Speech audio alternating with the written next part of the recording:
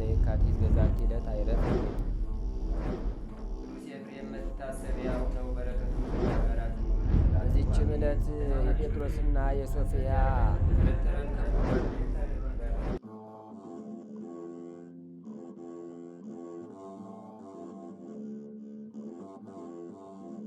በስመ አብ ወወልድ ወመንፈስ ቅዱስ አሐዱ አምላክ አማስሩ ወሰቡ ለሰኔ በዛቲ ዕለት አይረፈ አብ ያቢይ አባ ለትጹን። እንደ አምላክ በሆነ በአብ በወልድ በመንፈስ ቅዱስ ስም ሰኔ 17 በዚች ቀን ታላቁ አባት አባ ለትጹን አረፈ። ይህም አባት ከብህንሳ አገር ነበረ። ጎልማሳ በነበረ ጊዜም ነፍሱን ሊያድናት የሚሻ ይጣላት፣ ነፍሱን ስለ እኔ ጣላትም ያገኛታል፣ ለዘላለም ሕይወትም ይጠብቃታል የሚለውን በቅዱስ ወንጌል ውስጥ የተጻፈውን የሕያው ንጉሥን ቃል ሰማ። ወዲያውኑ ልቡ ስለ እግዚአብሔር ፍቅርና ስለ ዘላለማዊ ተድላ እንደ እሳት ነደደ። ቅዱስ ቁርባንንም ተቀብሎ አስዋሃት ወደሚባል ገዳም ሄደ። በጾም በጸሎትና በስግደት ታላቅ ተጋድሎን ያለማቋረጥ ይጋደል ጀመር። ሰባት ቀንም ይጾም ነበር። የእግዚአብሔርን መልአክ ተገለጸለትና የምንኩስና ልብስን ያለብሰው ዘንድ ወደ አባ ኤስድሮስ እንዲሄድ አዘዘው። እርሱም መልአኩ እንዳዘዘው ሄደ። አባ ኤስድሮስም በልብሱና በአስኬማው ላይ 40 ቀኖች ጸለየ። ከዚያም በኋላ ልብሱን አስኬማውን አለበሰው፣ በገድል መጠመድን ጨመረ። ከዚህም በኋላ በመምህሩ ፈቃድ ወጥቶ እየተጋ እየጾመና እየተጋደለ ብቻውን ኖረ። ከእርሱም አቅራቢያ የሆነ አንድ ገዳም ነበረ። የገዳሙን መነኮሳትም ይጎበኛቸው ነበር። በአንዲት ዕለትም ወደዚያ ገዳም ሄደ። አበምኔቱንም ታማው ለሞት ደርሶ አገኘው። መነኮሳቱን በዙሪያው ሆነው ያለቅሱ ነበር። አባ ለትጹንም የሰይጣን ሰራዊትን ከበውት ደስ ሲላቸው አያቸው። አባ ለትጹንም አባት ወይ በአንተ ላይ የሆነው ምንድን ነው ብሎ አበምኔቱን ጠየቀው። እርሱም መነኮሳቱን ካጠገቡ እንዲርቁ አዘዛቸው። ከዚህም በኋላ ያደረገውን በደሉን ሊነግረው ጀመረ። እንዲህም አለው፣ ከኔ አስቀድሞ እንደርሱ ያለ ማንም ያልሰራው ኃጢአትን ሰርቻለሁና አባቴ ወይ በጸሎትህ አትርሳኝን። የቅስና ልሾም ፈልጌ ባልሾምኩት ጊዜ ወደ ሌላ አገር ሄድኩ። ኤጲስቆጶሱም ቅስና ሹሞኛል ብዬ በድፍረት በቁርባኑ ላይ የምቀድስ ሆንኩ።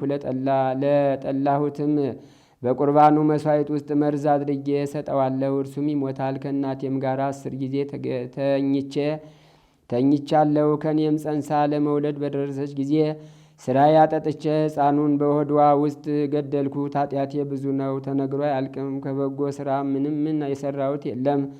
ነገር ግን በጸሎትህ አትርሳኝ፣ ከዚህ ከኃላፊው ዓለም መውጫዬ ደርሷልና። ወዲያውም በክፉ አሟሟት ሞተ። ነፍሱንም አጋንንት ሲቀበሏትና በየራሱ በሆነ ስቃይ ሲያሰቃዩት አባ ለትጹን አያት። አባ ለትጹንም የመረረ ልቅሶን አለቀሰ። አባ ለትጹን ስለ ወዳጆቹ ነፍሱን አሳልፎ የሚሰጥ ያለ ከሆነ ከዚህ የሚበልጥ ፍቅር የለም የሚለውን የቅዱስ ወንጌልን ቃል አሰበ።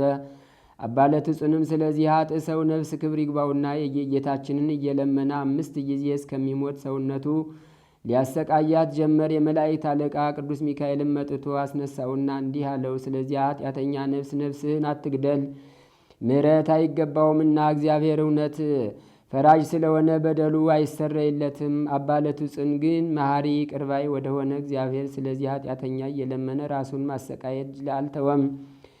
ከዚህም በኋላ ራሱን በባሕር አስጥሞ ሞተ። ያን ጊዜም ታላቅ ነጎድጓድ ሆነ። ክብር ይግባውና ጌታችን ኢየሱስ ክርስቶስ ወርዶ በባሕሩ ዳር ተቀመጠ። ከባሕርም አውጥቶ ከሞት ያድነው ዘንድ ሚካኤልን አዘዘው። እርሱም አድኖ ክብር ይግባውና በጌታችን ፊት አቆመው። ጌታችንም የመረጥኩ ለትጹን ሆይ ኃጢአቱ እጅግ ብዙ ስለሆነ ከኃጢአተኞች ሁሉ በደል ስለሚከፋ ምሕረት ስለማይገባው ስለዚህ ኃጢአተኛ ብዙ ጊዜ ነፍስህን ለምን ትገድላለህ? አለው። አባ ለትጹንም እንዲህ ብሎ መለሰ፣ መሐሪና ይቅር ባይ ጌታዬ ፈጣሪ ሆይ ያን ኃጢአተኛ ትምረው ዘንድ ለምንሃለሁ። ያለዚያ ነፍሴን ከእርሱ ጋር ወደ ስቃይ ውሰዳት። ከዚህም በኋላ ጌታችን የዚያን ኃጥእ ነፍስ ያመጣት ዘንድ ሚካኤልን አዘዘውና መጣት። በከበሩ እጆቹም ዳሰሳት፣ እንዳልተፈጠረችም አደረጋት። ይህች ነፍስ አፈር ትሁን እንጂ ለስቃይ ወይም ለሕይወት አትሁን አለ። አባ ለትጹንም ስለ ይቅርታውና ቸርነቱ ገናናነት መድኃኒታችን ፈጽሞ አመሰገነው። ከዚህም በኋላ ጌታችን አባ ለትጹንን የመረጥኩ ለትጹን ወይ በእውነት እነግርሃለሁ፣ መታሰቢያን ለሚያደርግ ሁሉ በስምህ መባ ለሚያስገባ ወይም የተራበ ለሚያበላ፣ የተጠማ ለሚያጠጣ፣ የተራቆተ ለሚያለብስ ወይም ገድልህን ለሚጽፍ እኔ የሁሉንም ኃጢአታቸውን ይቅር እላለሁ፣ ስማቸውንም በሕይወት መጽሐፍ እጽፋለሁ፣ በጎ ዋጋቸውንም እሰጣቸዋለሁ። ጌታችንም ይህንን ብሎ ወደ ሰማያት አረገ። ቅዱስ አባ ለትጹንም እጅግ ደስ አለው። ወደ በዓቱም ተመልሶ እየተጋደለ ብዙ ዘመን ኖረ። እግዚአብሔርንም አገለገለው። መልካም ገድሉንም ፈጽሞ በሰላም አረፈ። ለእግዚአብሔርም ምስጋና ይሁን፣ እኛንም በዚህ ጻድቅ ጸሎት ይማረን፣ በረከቱም ከእኛ ጋር ትኑር ለዘላለሙ አሜን። ሰላም ለአባ ለትጹን እስከ ፍጻሜ ዘክለ ከመያውፅ እምደይን ብእሴ እጉለ ለለመዋዕል ሰዱስ እንዘይበል ቆጽለ በትርምት አብይ እምብዙ ተጋደለ እለ በአምሳለ ኦፍ ኮነ ስጋሁ ቀሊለ። በዚችም ዕለት ፍጹም መናኒ የሆነ የመጻተኛው ባህታዊ ጰላሞን የረፍቱ መታሰቢያ ነው። እርሱም ከተጋድሎው የተነሳ ሰይጣን እስከ ደከመ ድረስ በተራራ ላይ እግዚአብሔርን እያገለገለ በገድል ተጠምዶ የሚኖር ነበር።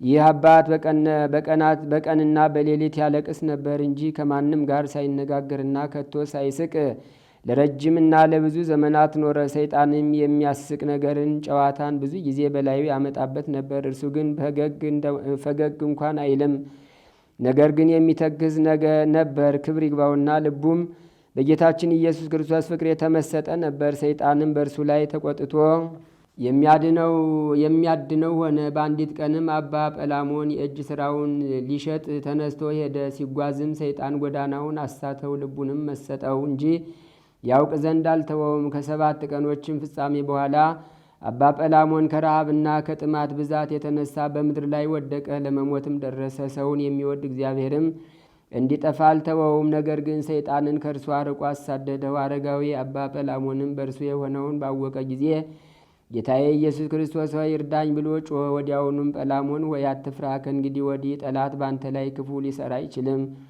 ነገር ግን ተነስተ ወደ ደቡብ ጥቂት ተጓዝ። በዚያም በተራራው አጠገብ የሚኖር ስሙ ለትጹን የሚባል ሽማግሌ ጻድቅ ሰው ታገኛለህ። እርሱም ስለ ስሜ ብዙ መከራ የተቀበለ ነው። ያደረግኸውን ሁሉ ሰይጣንም እንዴት እንዳሳተ ንገረው። እርሱ ኃጢአትህ እስቲሰረይ ስለ አንተ ይጸልያልና የሚል ቃልን ሰማ። ወዲያውኑም ብፁዕ አባ ጰላሞን ተነስቶ ከእጅ ሥራው ጥቂት ተሸክሞ አቤቱ በስምህ አድነኝ የሚለውን የዳዊት መዝሙር እስከ ፍጻሜው፣ ዳግመኛም 63ኛውን መዝሙር እያነበበ ቃሉ ወዳመለከተው ሄደ። ጌታችንም መርቶ ወደ ሽማግሌው አባ ለትጹን አደረሰው። አባ ለትጹንም ባየው ጊዜ በደስታ ተቀብሎ ሰላምታ ሰጠው።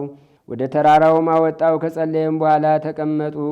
አባ ጰላሞንም የመረረ ልቅሶን እያለቀሰ ሊነግረው ጀመረ። ከትንሽነቱ ጀምሮ ሰይጣን እንዳሳተው እንዲህ ብሎ ነገረው። በአንዲት ዕለት የእጅ ሥራዬን ልሸጥ በግብፅ ገበያ መንገድ ስጓዝ ሰይጣን መጥቶ ልቤን አዘነጋት። መድኃኒቴ የሚሆነኝን የጌታዬ ኢየሱስ ክርስቶስንም ስም ጠራ ዘንድ አልተወኝም።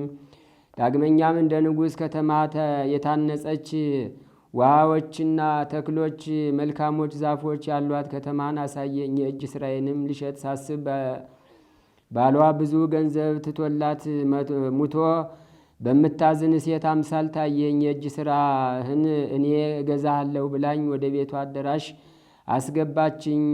እንቅቦቹንም ከላይ አውርዳ አኖረች። እግሮቼንም አጠበች። ባሮቿንም ማዕድ ያቀርቡ ዘንድ አዘዘቻቸው። ከእርሷ ጋርም እበላ ዘንድ ብዙ ማለደችኝ። በልተን ጠጥተንም ሰከርን።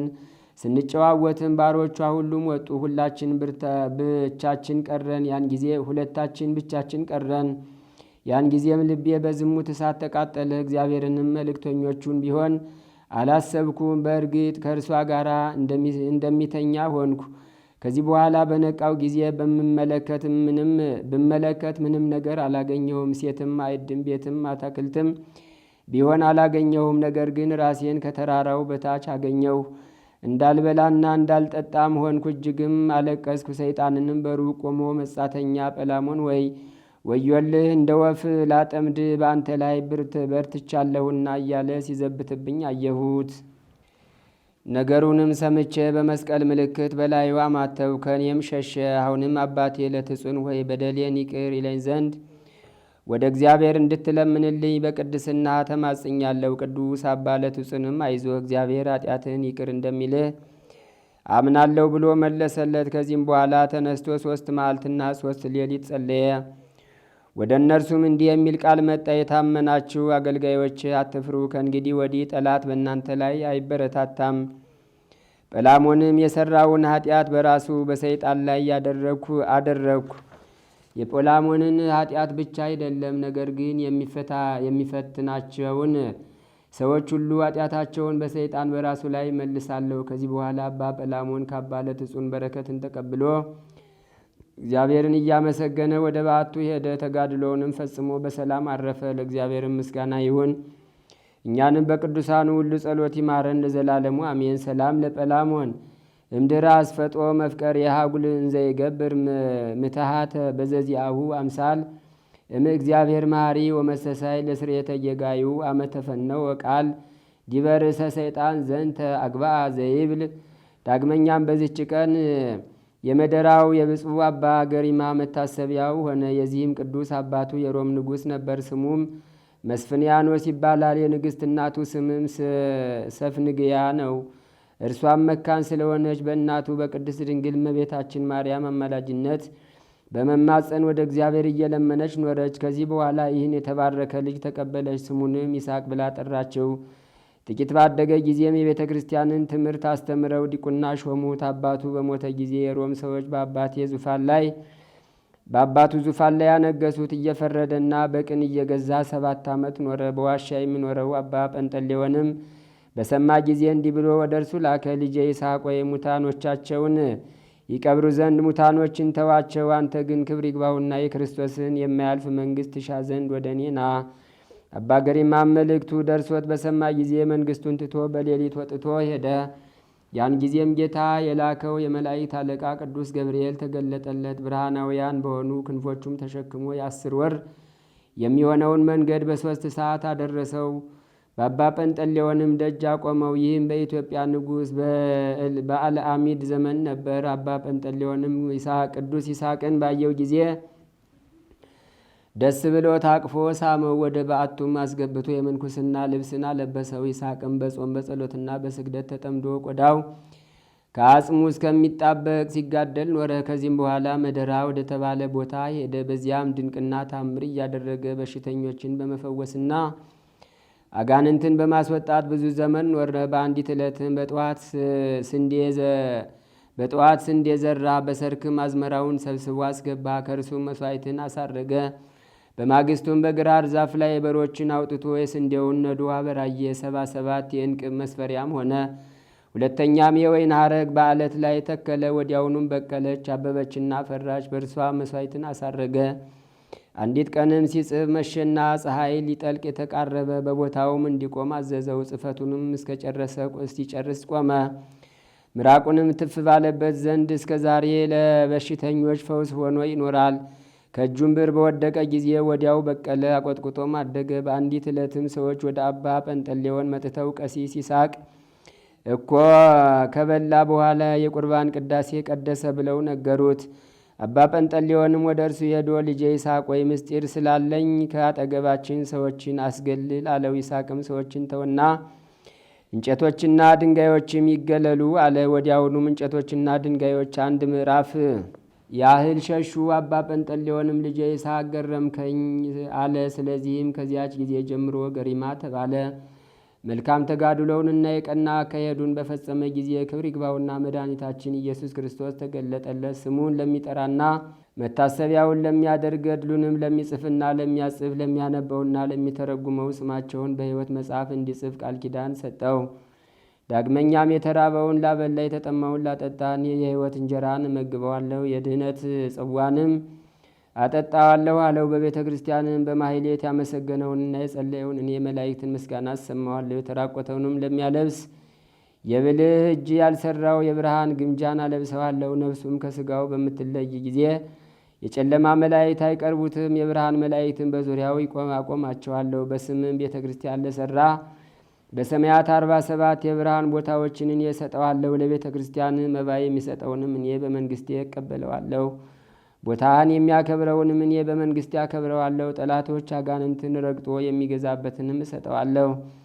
አባ ገሪማን ይህም ታላቅ ሀብት በቸርነት ብዛት የሰጠኸኝ አቤቱ ስምህ ይክበር ይመስገን። ግን ጌታዬ ሆይ መታሰቢያዬን ላደረገ ገድሌንም ለጻፈ እስከ ስንት ትውልድ ትምርልኛለህ አለ። መድኃኒታችንም እስከ 12 ትውልድ ምረዋለሁ አለው። አባ ገሪማም መድኃኒታችንን ልጆች ባይኖሩትስ ምን ታደርገዋለህ አለው። መድኃኒታችንም 12 እጥፍ ክብር እሰጠዋለሁ ብሎ መለሰለት።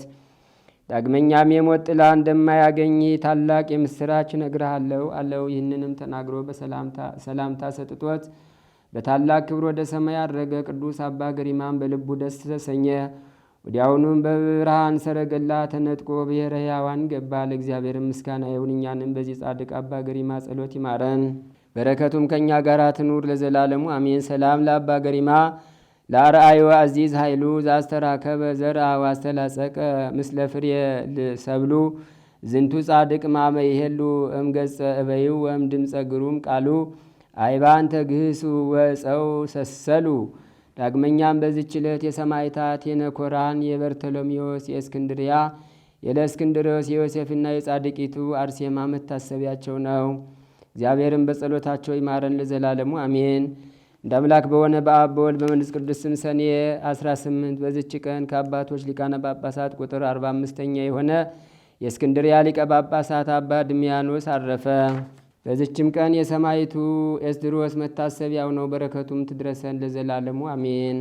ዛቅረብኩ ማሕሌታ ዘኪርያ ይላፈም ለተጸምዱ ከዘልፈለላ አነብብ ተወከፍ ዘንዴቴ መጽሐፈን ተረሰይ ከግዚኦ ጸዲቀ መበለት ኩፈ ምላቡላን ዘተርፈ ነቢያት ቅዱሳን ወሐዋርያት ሰባኪያን ሰማዕታት ጻድቃን ወመላእክት ትጉሃን ደናግል አዲሁ መነኮሳት ሄራን ባርኩ ባርኮ ጉባኤ ዛቲ መካን እስከ አረጋዊ ሊቆ ንዑስ ሕፃን ለዘጻፎ በክርታስ ወለዛ ጻፎን ዘይደርስ ወለዛ አንበቦ ወለዘ ተርጎሞ በልሳን አዲስ ወለዘ ሰማ ቃሎ በዝነ መንፈስ በጸሎተሙ ማርያም አራቂተ ኩሉም ባይ ስቡረ የመሐረነ ኢየሱስ ክርስቶስ።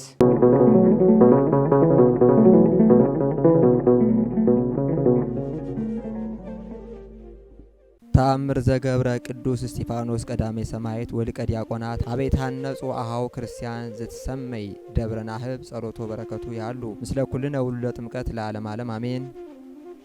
ጸሎትና በረከቱ ለዘላለም በእውነት ለሁላችን ለሕዝበ ክርስቲያን ጋር ይሁንና ወንድሞች ክርስቲያን በሚማጸኑባት ናህቡ በተባለችው ደብረ ንዑድ ክቡር ቀዳሜ ሰማዕት ሊቀ ዲያቆናት ቅዱስ እስጢፋኖስ ያደረገው ተአምር ይህ ነው። በቀዳሜ ሰማዕት ሊቀ ዲያቆናት ቅዱስ እስጢፋኖስ የወርሃ ሰኔ 17ኛ ዕለት በዓልም አንዲት ሴት ለአጋዕዝተ ዓለም ሥላሴ ምስጋና ይሁን። እነሆ ከዚህ ዕለት አስቀድሞ ወደዚህ ደብር መጥቼ ነበር። ባለቤቴ ታሞ በአደጋ ላይ ውሎ በአንድ ጎኑ ካልሆነ በቀር አይተኛም፣ ወደ ቀኝም ቢሆን ወደ ግራም ቢሆን አይንቀሳቀስም። ይህንን የታመመ ባለቤቴን እቀባው ዘንድም አባቶች ካህናት የሰጡኝን በደብሩ የሚገኘውን የቀዳሜ ሰማዕት ሊቀ ዲያቆናት ቅዱስ እስጢፋኖስ ማየ ጸበሉን ወሰድኩ። በቀድሞው አባቶቼ ከተተከለ ከዚህ የወሰድኩትን ጸበልን በፍጹም እምነት ቀባሁት።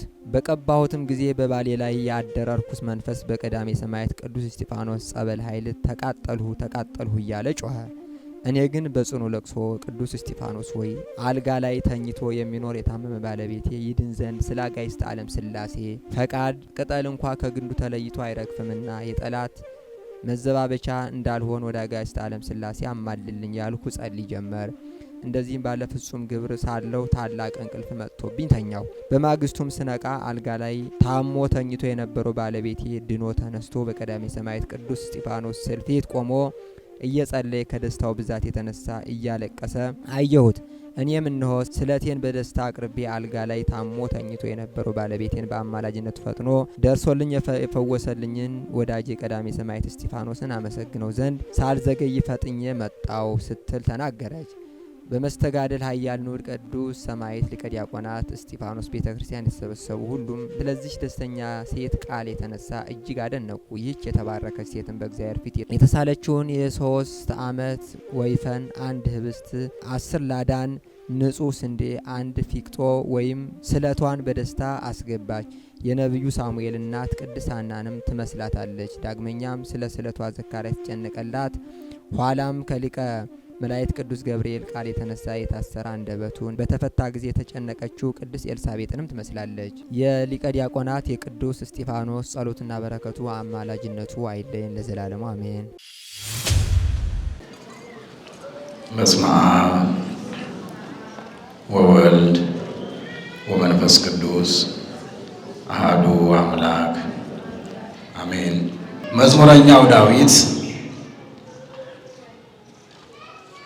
አባቶቻችን በሃይማኖት የጸኑ በምግባር የጎለመሱ የዚህን ዓለም ፈተና ያሸነፉ የራሳቸውን ፈቃደ ርዕስ የመተሩ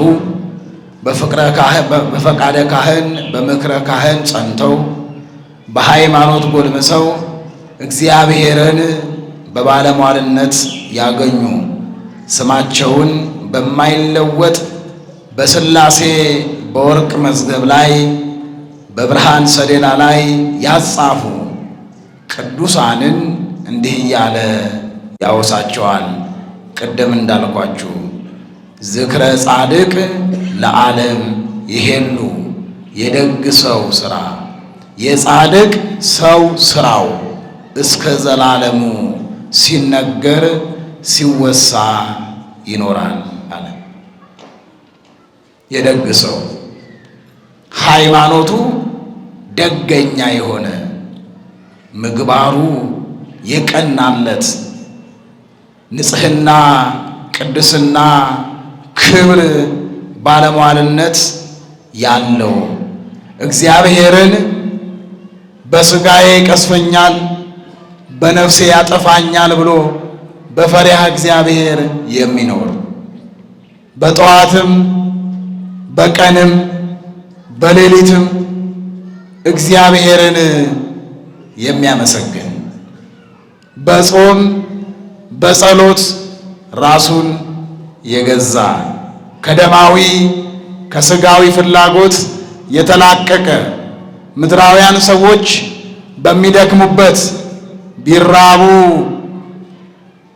ቀጠና ቢጠግቡ ቁንጣም በሚሆነው ዓለም ይህንን ዓለም ችላ ብለው ንቀው ክርስቶስን ብለው እርሱን ብቻ ተከትለው በቀራንዮ ላይ እንደተሰቀለ አድርገው በልቦናቸው ሰሌዳ ላይ እርሱን ቀርጸው ዕለት ዕለት ቀራንዮን እያሰቡ ለሚያለቅሱት ቅዱሳን ቅዱስ ዳዊት እንዲህ አለ፣ ዝክረ ጻድቅ ለዓለም ይሄሉ የጻድቅ ሰው መታሰቢያው ለዘላለም ይኖራል አለ።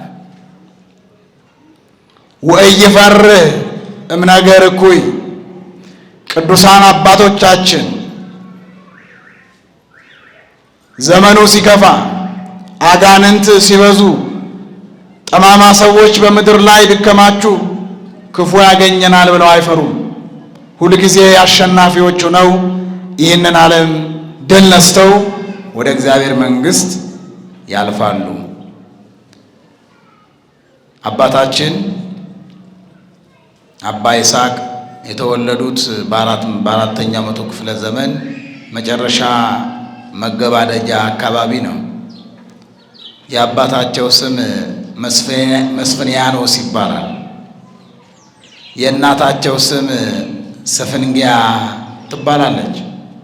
ወይነብሩ በጾም ወበጸሎት አባትና እናቱ በጾምና በጸሎት ይኖራሉ። እርሷ ንግሥት ናት፣ እርሱ ደግሞ ንጉሥ ነው። ወሃጡ ውሉደ ዘያሰምሮሙ ደስ የሚያሰኛቸው ልጅ የአብራካቸው ክፋይ የአጥንታቸው ፍላጭ የሚሆን ዘር ልጅ አልነበራቸውም። ወደ እግዚአብሔር ጸለዩ፣ ልጅ ስጠን ብለው። ምዕመናን እየሰማችሁ ነው? እግዚአብሔርን አንተን ደስ የሚያሰኝ ለምድሪቱ በረከት የሚሆን በረከተ ሥጋ በረከተ ነፍስን የሚያድል ለብዙዎች አብነት አርአያ የሚሆን እግዚአብሔር ሆይ አንተን ደስ የሚያሰኝ ልጅ ስጠን አሉ። ማንን ደስ የሚያሰኝ? እግዚአብሔርን። የለመኑትን አይነሳም፣ የነገሩትን አይረሳም እግዚአብሔር። እኛ መስሎን እንጂ አልሰማ ብለን እንጂ አንታገስ ብለን እንጂ እግዚአብሔር የጠየቁትን ሁሉ ይሰማል። በእውነት የለመኑትን በትሕትና የለመኑትን በአምልኮ በፈሪሃ እግዚአብሔር ሆነው የለመኑትን ልቡናን ከቂም ከበቀል ከክዳት ከሽንገላ በማራቅ ሆነው የለመኑትን እግዚአብሔር ይሰማል።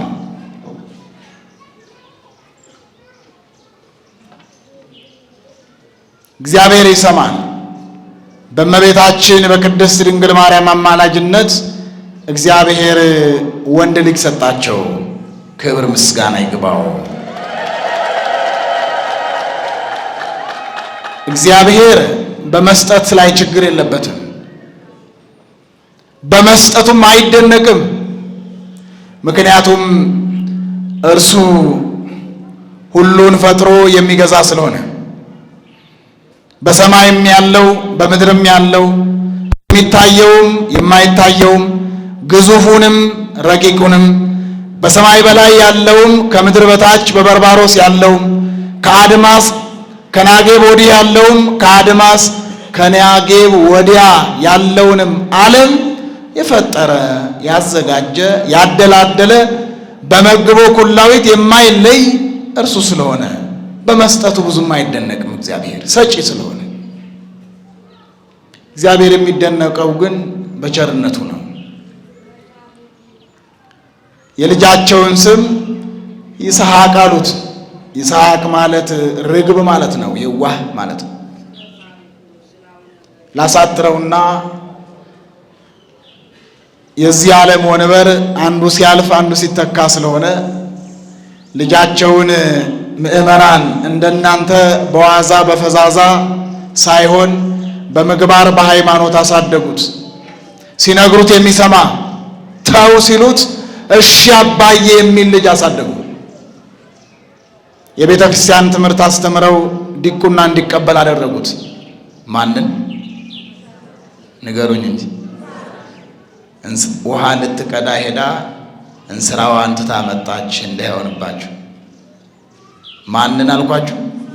ይስሐቅን ገብቶ መቀደስ ማገልገል ጀመረ። የንጉሥ ልጅ ነው። በዚህ ሰዓት አይደለም የንጉሥ ልጅ፣ የቀበሌ ዳኛ ልጅ ቢዚ ነው፣ ሰዓት የለውም። ትንሽ ጥሪት ሲያገኙ ልጆቻቸው ቢዚዎች ይሆናሉ።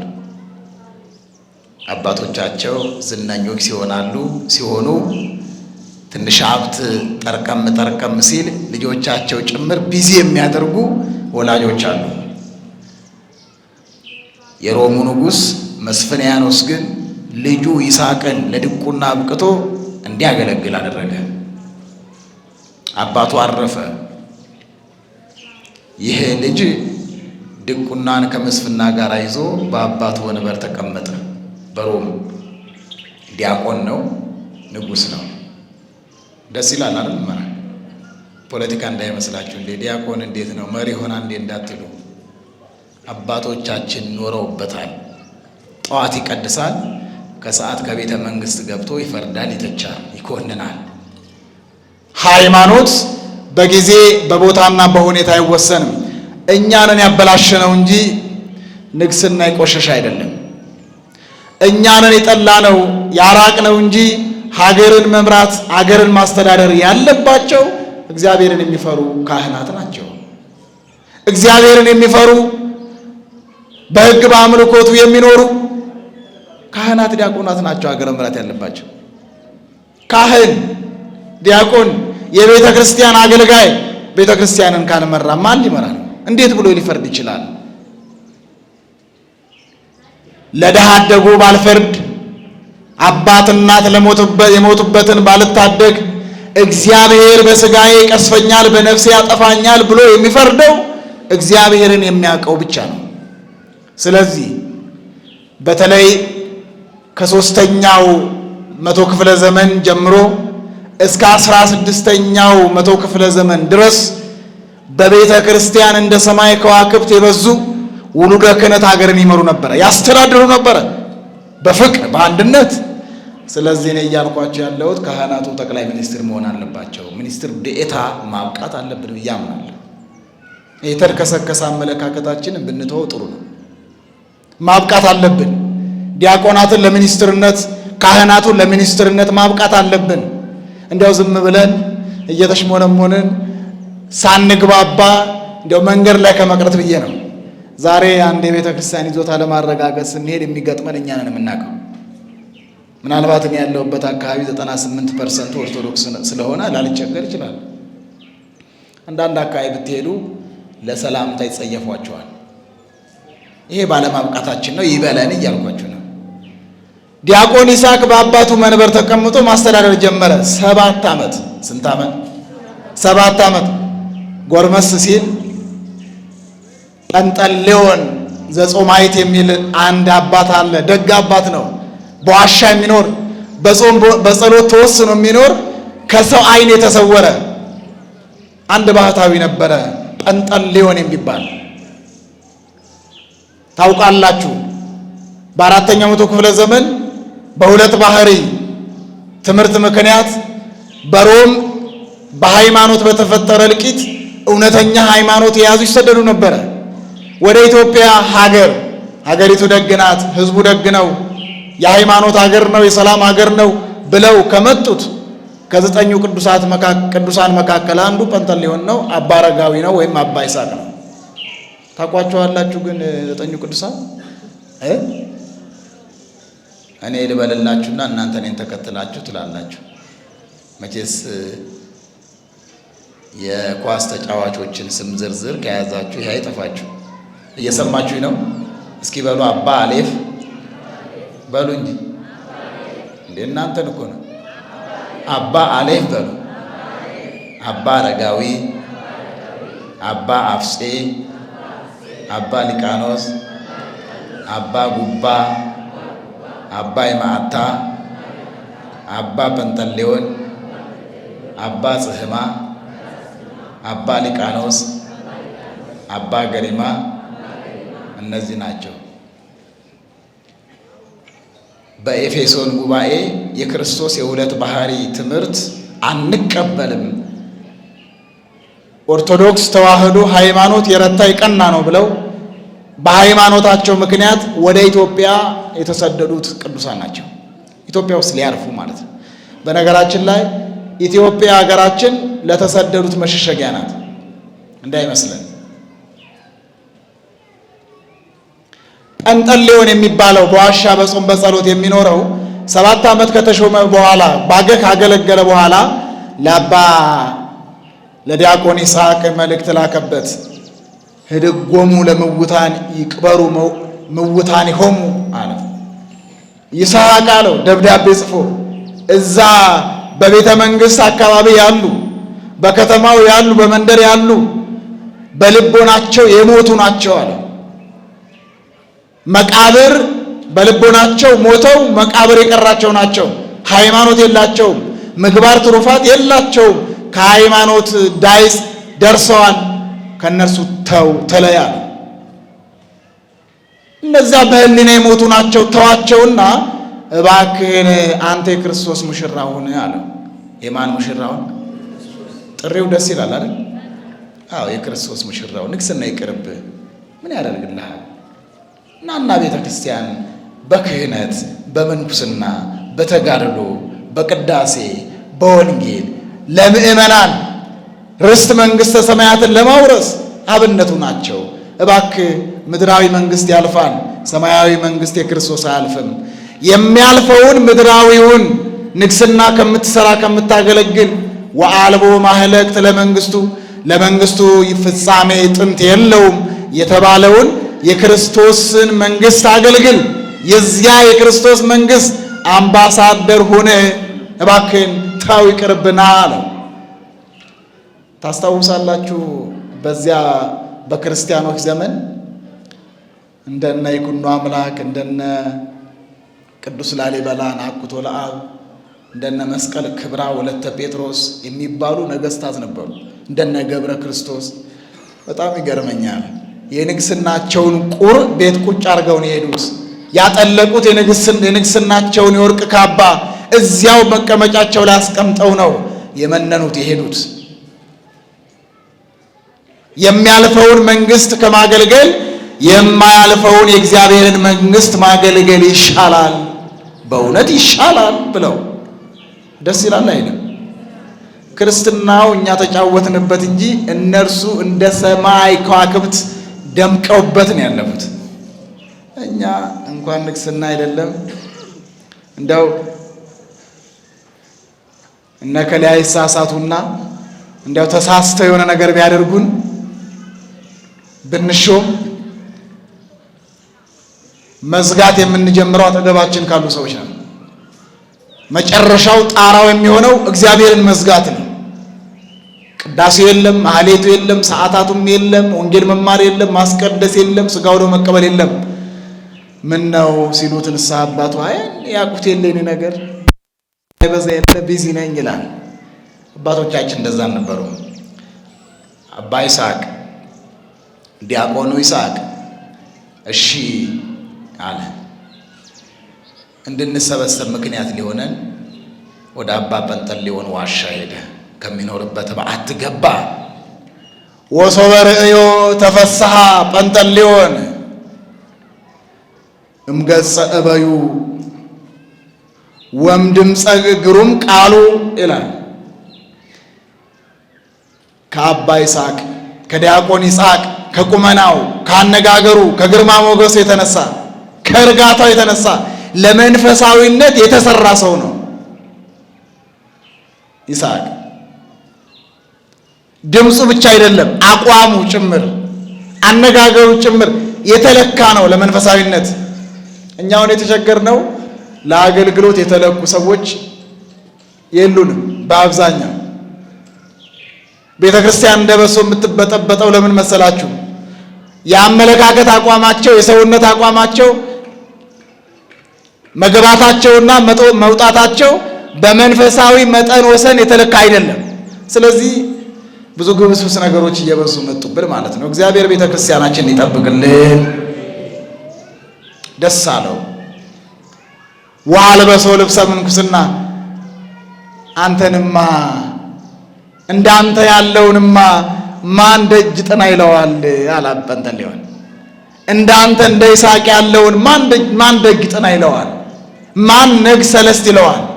ማን ዓመት 2 ዓመት ይለዋል? 3 ዓመት ይለዋል ብሎ የምንኩስናውን ልብስ አምስቶ ለይስሐቅ ለዲያቆን ይስሐቅ አለበሰው።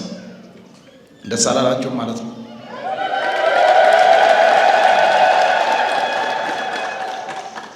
መነኮሳትን የሰለቻችሁ ትመስላላችሁ። ምን ነው ቀዝቀዝ አለ ሰላምታ።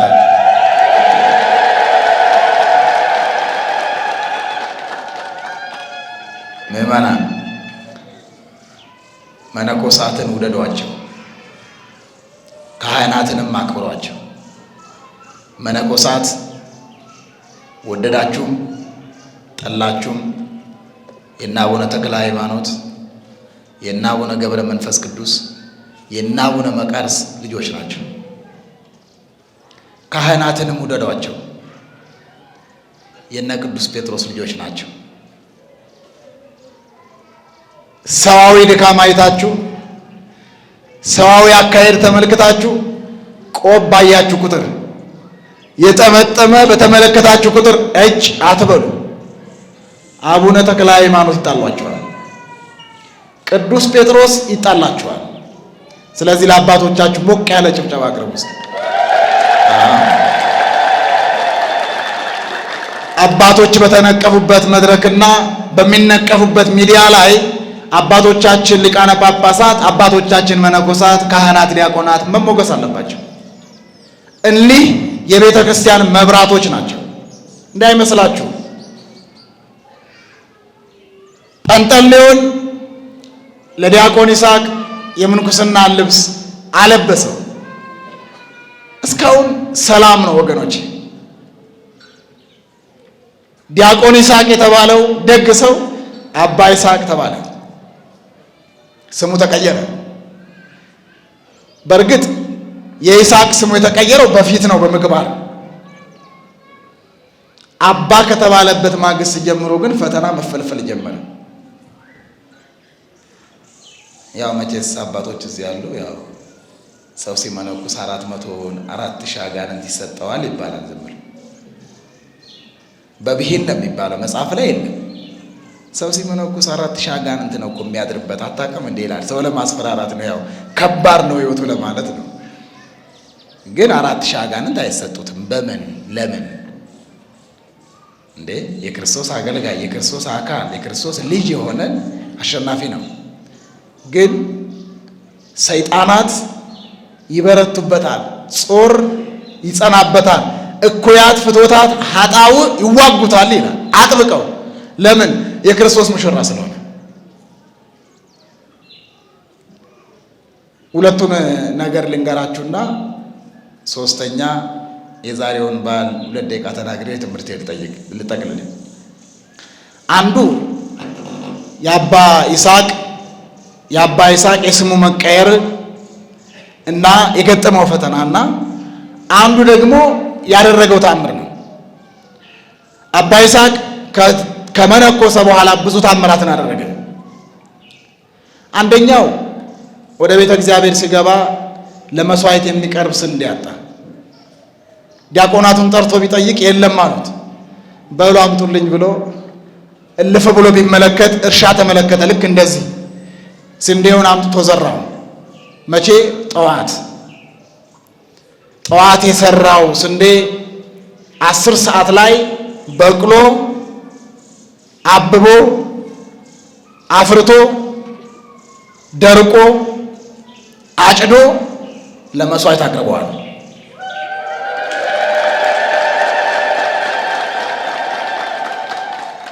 እኔ የምላችሁ ግን ይሄ ተረት ተረት ይመስላል።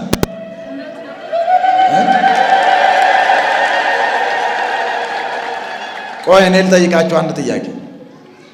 የዚህ ሁሉ በዚህ ምድር ላይ ያሉ በእጅ የሚለቀሙ ፍሬዎች ፍሬ የምንላቸው በመጀመሪያ ጥንተ ፍጥረት ተዘርተው ነው የበቀሉት? ማን ነው የዘራቸው? አረ አይ ምዕመናን እኮ አንዳንዴ ድፍረታችሁ አያምጣው ነው። ስንዴ እንዲዘርቶ ነው አይደለም። ለታብቁል ምድር ኩሎ ዘርአ ዘይዘራ በበዘርኡ፣ መሬት በየወገኑ የሚበቅለውን ፍሬ በማጭድ የሚታጨደው፣ በምሳር የሚቆረጠው፣ በእጅ የሚለቀመው አትክልቱም ሳይቀር እንድታበቂ ብሎ አዘዘ እግዚአብሔር። መሬት አበቀለች። ለእግዚአብሔር ይሰራል። ዛሬ የምንበላው ብርቱካን የምንመጣው ሎሚ ዘሬ የለው ከመሬት ነው የበቀለው በእግዚአብሔር ቃል። የሆነ ገበሬ ወጥቶ ዘርቶ አይደለም። ይሁን አለ እግዚአብሔር፣ ሆነ። እስመ አልቦ ነገር ዘይሳአኖ ለእግዚአብሔር፣ ለእግዚአብሔር የሚሳነው ነገር የለምና። እግዚአብሔር እናመስግን እስኪ።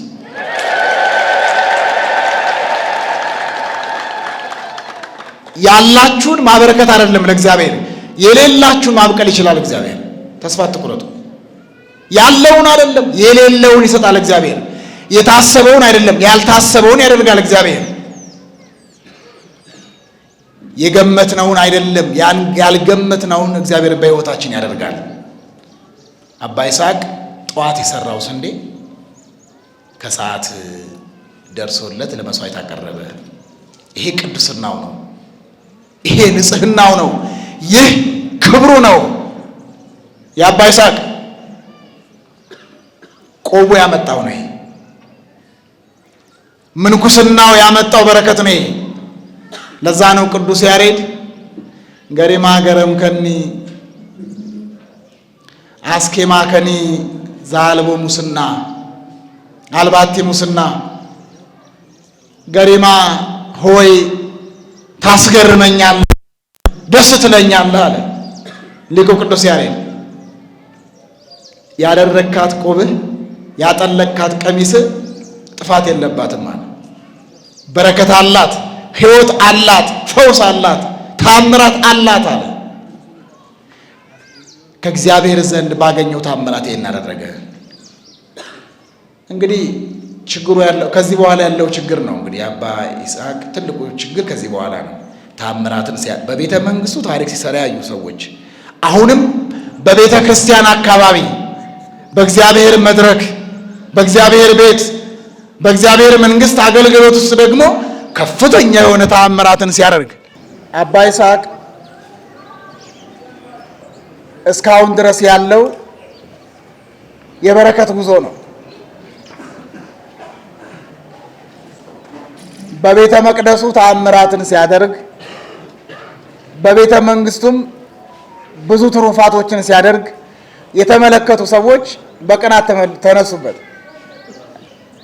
እንግዲህ ያሳያችሁ በቤተ መንግስት የነበረ ሰው ተአምራትን አድራጊ መነኩሴ በትንንሽ ሰዎች መፈተን ጀመረ።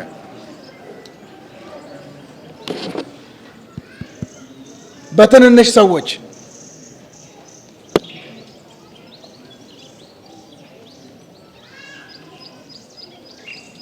ከዕለታት አንድ ቀን ፈተናው ልንገራችሁና ያለው ተአምራትን ማድረግ ነው።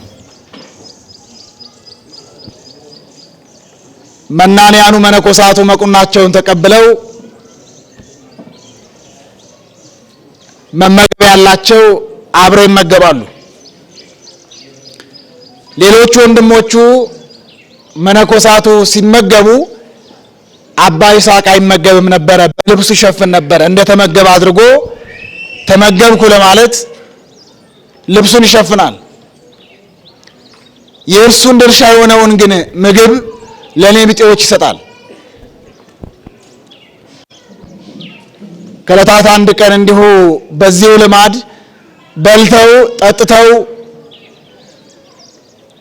ጉዞ በሚሄዱበት ሰዓት አንድ መጽሐፍ ላይ እንዳገኘሁት አድዋ ሰሎዳ ቅዱስ ሚካኤል ቤተክርስቲያን ነው የሚል አግኝቻለሁ። ከዚያ ሲደርሱ ካህናቱ ቅዳሴ ሊታጎልባቸው ካህናተው ተቸግረው አዩ። መነኮሳቱን አይተው አባቶቻችን ዛሬ ቅዳሴ ሊታጎልብን ነው ቀድሱልን አሏቸው። ዘይቤ ታሪክ አንዳንድ በእድሜ ሸምገል ያሉ በእውቀት የረቀቁ ሊቃውንት ደግሞ ምን አሉ? መነኮሳቱ አንድ ላይ ሆነው ቅዳሴ በልቶ ቀድሷል፣ መወገዝ አለበት፣ ከቤተ ክርስቲያን መባረር አለበት ተብሎ ተሰበሰቧል። ያው ዘመኑ የውግዘት ዘመን ስለሆነ ማለት ነው። ሰው ይወጋገዛል ዝም ብሎ ከመሬት ተነስቶ። ትክክል አይደለም። አውጋዡ ንጹሕ ሳይሆን አውጋዡ ፈሪሃ እግዚአብሔር ሳይኖረው አውጋዡ ለእግዚአብሔር የሚመች አወግዛለሁ ቢል ይወጋ ሊያወግዙ ተሰበሰቡ ይላል። በዚህ ጊዜ አባ ይስሐቅ አቤት በል እንድናወግዝ ስለሆነ ከመካከላችን ሂድ ተለያለ። ምክንያቱም በልተህ ቀድሰሃል፣ ቀኖና አፍርሰሃል፣ ስርዓት ሽረሃል። ግን አባ ይስሐቅ በልቶ ነው ነገሩ በማለት ፍርዱ ግን ትክክል ነው ገምድል ነው አይደል? በዚህ ጊዜ አባ ይስሐቅ ምን አለ? ኧረ እኔ ብቻ አይደለሁም ልጋው ሰኔ ሲሄድ አብሮ የሚከተሉ አሉ አለ። አባ ይስሐቅ ተነስቶ ሲሄድ እንደዚህ የምታያቸው እጽዋት ድንጋዮቹ ትልቅ ድንጋዮች ልክ በቢታንያ ክርስቶስን እንዳመሰገኑት አባ ይስሐቅን እየተከተሉ ገሪማ ገረሙ ከነማረግ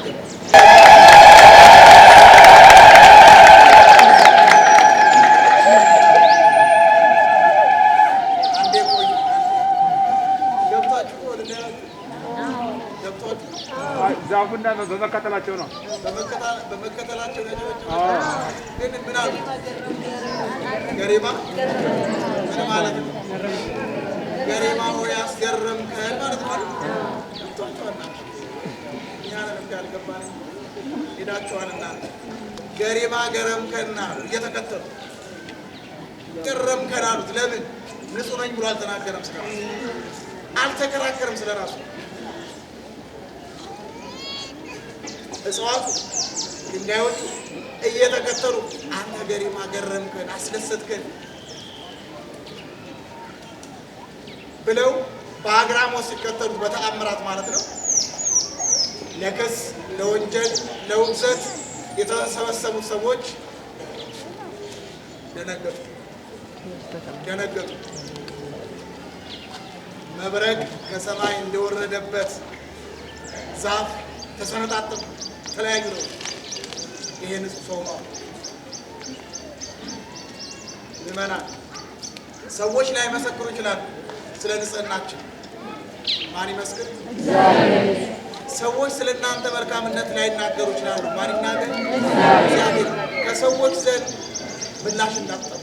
በተለይ በቤተ ክርስቲያን አገልግሎት የደከማችሁ አባቶች፣ ካህናት፣ መነኮሳት፣ ዘማሪያን ጭምር ከሰው እንዳትጠብቁ። ዋጋችሁ ከየት ነው? አውጋዥ ነው። አውጋዥ ነው ሰው። ሰው ባገኘው ዕፅት የዘመናት መልካምነታችሁን ይንደዋል፣ እርሱ አይረባም ይላል። አባ ይስሐቅ የነበረው ስሙ ገሪማ ነበር። እግዚአብሔርን አመስግኑ።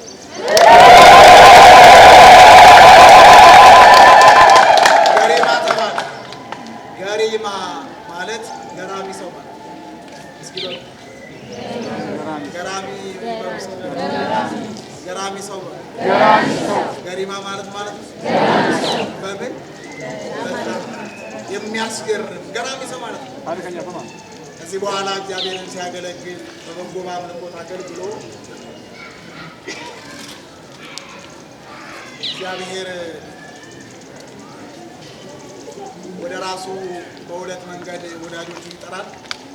አንዳንዶቹ በሞት አንዳንዶቹም ደግሞ በስዋር። ከዘጠኙ ቅዱሳን መካከል አራቱ አልሞቱም፣ ተሰውረዋል። አባ አረጋዊ፣ አባ ገሪማ፣ አባ አፍጼና አባ ሊቃኖስ ተሰውረዋል። ተሰውረዋል ማለት ብሔረ ሕያዋን እዛ በጸሎት አሉ፣ በአምልኮ አሉ፣ መስዋዕት በማቅረብ አሉ፣ እያገለገሉ አሉ፣ አልሞቱም ማለት። ከነ ኤልያስ፣ ከነ ሄኖክ፣ ከነ ቅዱስ ያሬድ፣ ከነ ቅዱስ ዮሐንስ ወልደ ነጎድጓድ ጋራ በብሔረ ብፁዓን ማለት በብሔረ ሕያዋን ማለት ያልሞቱ ሰዎች በሚኖሩበት ስፍራ ቦታ እኛ በማናቀው ማን በሚያቀው እግዚአብሔር በሚያቀው ስፍራ እያገለገሉ ነው። በረከታቸው ይደረግ።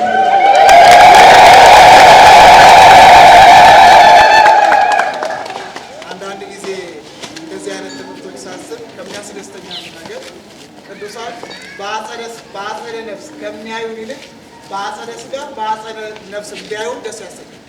ዛሬ አባታችን አባ ገሪማ በአጸደ ሥጋ በአጸደ ነፍስም አለ። ዛሬ ስለ እሱ አንስተን እግዚአብሔርን ስናመሰግን ወገኖቼ፣ የቅዱሳን ስም የሚጠራ ማን እንዲከብር ነው? ማን እንዲከብር ነው?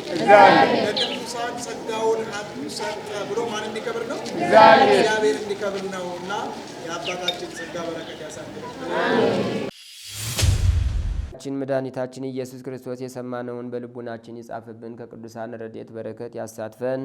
ሰላም ያሳደር አምላክ ሰላም ቀን ያውለን። አቡነ ዘበሰማያት ይትቀደስ ስምከ ትምጻእ መንግሥትከ ወይኩን ፈቃድከ በከመ በሰማይ ከማሁ በምድር ሲሳየነ ዘለለ ዕለትነ ሀበነ ዮም ወኅድግ ለነ አበሳነ ወጌጋየነ ከመ ንሕነኒ ንኅድግ ለዘአበሰ ለነ ኢታብአነ እግዚኦ ውስተ መንሱት አላ አድኅነነ ወባልሐነም ኩሉ ኩይስ መዚአከ ይእቲ መንግሥት ኃይል ወስብሐት ለዓለመ ዓለም። በሰላመ ቅዱስ ገብርኤል መልአክ ወእግዝእትየ ማርያም ሰላም ለኪ ድንግል በሕሊናኪ ወድንግል በሥጋኪ እም እግዚአብሔር ጸባዖት ሰላም ለኪ ብሩክት አንቲ እምአንስት ወቡሩክ ፍሬ ከርሥኪ ተፈሥሒ ፍሥሕት ኦ ምልዕተ ጸጋ እግዚአብሔር ምስሌኪ ሰአሊ ወጸልይ ምህረታ በፍቅር ወልድኪ ኢየሱስ ክርስቶስ ከመ ይሥራይ ለነ ኃጣውኢነ ተማኅፀነ ብኪ ኦ ተወካፌ ንስሐ ወሰራይ ኃጢአት ኢየሱስ ክርስቶስ ስረይ ኃጢአትየ ወኃጢአተ ኩሉ ሕዝብ ከማይሠራ ኃጢአት እግዚአብሔር ይፍታ።